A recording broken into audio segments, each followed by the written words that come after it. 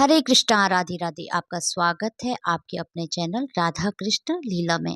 आज हम श्रवण करेंगे कार्तिक पूर्णिमा के दिन सुनी जाने वाली कथा। कार्तिक पूर्णिमा की पौराणिक कथा के अनुसार तारकासुर नाम का एक असुर था। उसके 3 पुत्र थे, ताराक्ष, कमलाक्ष और विधुमाली। जब भगवान शिव के पुत्र भगवान कार्तिकेय ने तारकासुर का वध कर दिया, तब उसके तीनों पुत्रों ने बदला लेने का निश्चय किया और उन्होंने वरदान प्राप्त करने के लिए ब्रह्मा जी की तपस्या करना शुरू कर दिया। एक दिन श्री ब्रह्मा जी ने उन तीनों को वरदान मांगने के लिए कहा, तो उन्होंने अमर होने का वरदान मांगा। ब्रह्मा जी यह बात अच्छी तरह से जानते थे कि अगर उन्होंने यह वरदान दे दिया तो वे अपनी शक्तियों का केवल दुरुपयोग ही करेंगे और सभी को परेशान करेंगे। इसलिए उन्होंने यह वरदान देने से इनकार कर दिया। श्री ब्रह्मा जी ने उनसे कहा कि उसकी जगह कोई अन्य वरदान मांग ले। तब तीनों ने कहा कि उनके नाम का एक नगर बसाया जाए और जब भी कोई उनका वध करना चाहे तो केवल एक तीर से तीनों का अंत एक साथ कर सके। तब श्री ब्रह्मा जी ने तथास्तु कहकर उन्हें यह वरदान दे दिया।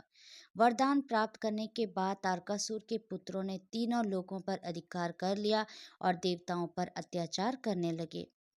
उनके अत्याचारों से परेशान होकर सभी देवतागण भगवान शिव की शरण में गए और उन तीनों का वध करने की प्रार्थना की। तब महादेव जी ने विश्वकर्मा जी से एक दिव्य रथ का निर्माण करवाया और सभी देवताओं ने अपना अपना अंश उस दिव्य रथ को प्रदान किया। तब उस दिव्य रथ पर सवार होकर भगवान शिव उन तीनों का वध करने निकले। देवताओं और राक्षसों के बीच भयानक युद्ध चल रहा था। युद्ध के दौरान जब तीनों राक्षस एक दिशा में आए और जब अभिजीत मुहूर्त हुआ, उस समय भगवान शिव ने एक तीर से तीनों का वध कर दिया। कहा जाता है कि तभी से भगवान शिव को त्रिपुरारी कहा जाने लगा।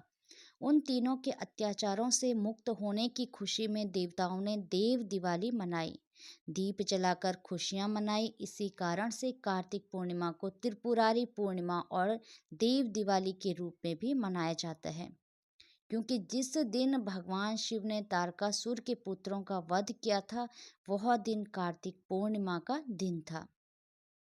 अब सुनिए मोक्ष प्रदान करने वाली भगवान विष्णु के मत्स्य अवतार की कथा।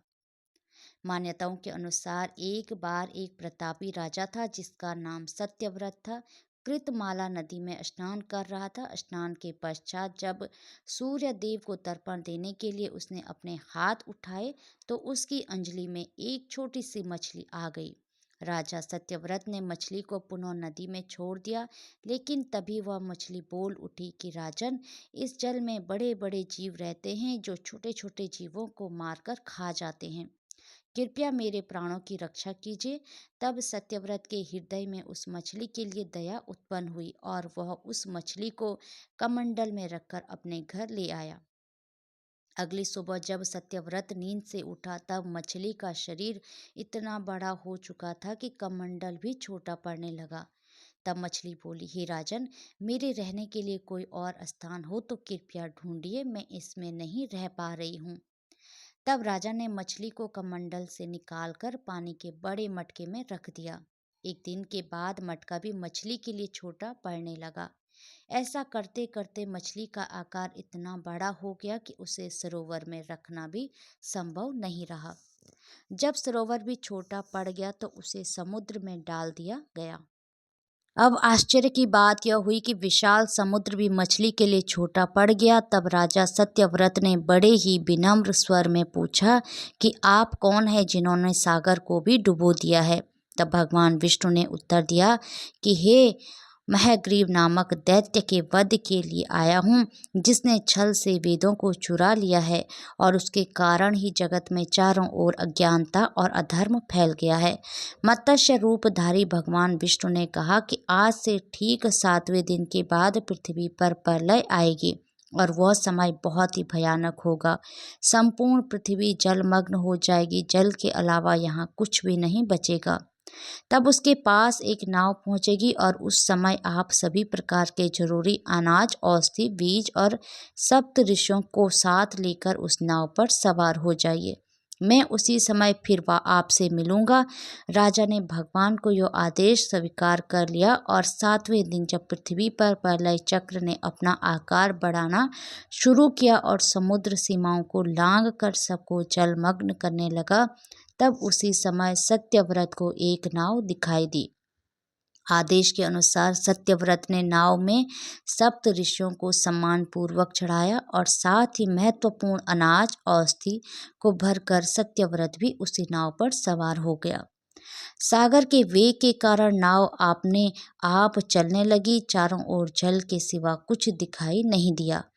इसी बीच राजा सत्यव्रत को मत्स्य रूप में भगवान दिखे और भगवान से आत्मज्ञान पाकर राजा सत्यव्रत और सप्तऋषि धन्य हो गए। जब समुद्र का प्रकोप शांत हुआ तब भगवान ने हयग्रीव का वध कर सभी वेद वापस छीन लिए और ब्रह्मा जी को वापस सौंप दिए। इस प्रकार भगवान विष्णु ने मत्स्य रूप धारण कर वेदों का उद्धार किया तथा प्राणियों का कल्याण किया। कार्तिक पूर्णिमा के दिन ही मणिकर्णा घाट में स्नान भी किया जाता है। विश्व की प्राचीनतम नगरी काशी का मणिकर्णिका घाट सभी घाटों में सबसे महत्वपूर्ण है और पौराणिक मान्यताओं के अनुसार इस घाट पर स्नान करने से मोक्ष की प्राप्ति होती है। वही वैकुंठ चतुर्दशी के दिन मणिकर्णिका घाट पर स्नान करने से भगवान भोलेनाथ और भगवान विष्णु दोनों का ही आशीर्वाद प्राप्त होता है। पौराणिक मान्यताओं के अनुसार जब देवी सती अपने पति भगवान शिव का अपमान सहन नहीं कर पाए और अपने पिता के यज्ञ कुंड में कूद गई थी, तब भगवान शिव वहां प्रकट हुए और अग्नि में से देवी सती के शरीर को अपने हाथों में उठाए पूरे ब्रह्मांड में घूमने लगे। इस दौरान माता का कर्ण फूल यानी कान की बाली इसी स्थान पर गिरी थी। तभी से यह घाट मणिकर्णिका घाट कहा जाने लगा। सबसे पहले भगवान विष्णु ने कार्तिक मास के शुक्ल पक्ष की वैकुंठ चतुर्दशी को मणिकर्णिका घाट पर स्नान किया था, तभी से यह पवित्र माना जाता है। वहीं 14 की रात्रि में तीसरे पहर के समय इस घाट पर स्नान करने से मोक्ष की प्राप्ति होती है। हरे कृष्णा, राधे राधे। भगवान श्री हरि विष्णु और माता लक्ष्मी की कृपा आप सभी भक्तों पर हमेशा बनी रहे। जय श्री राधे।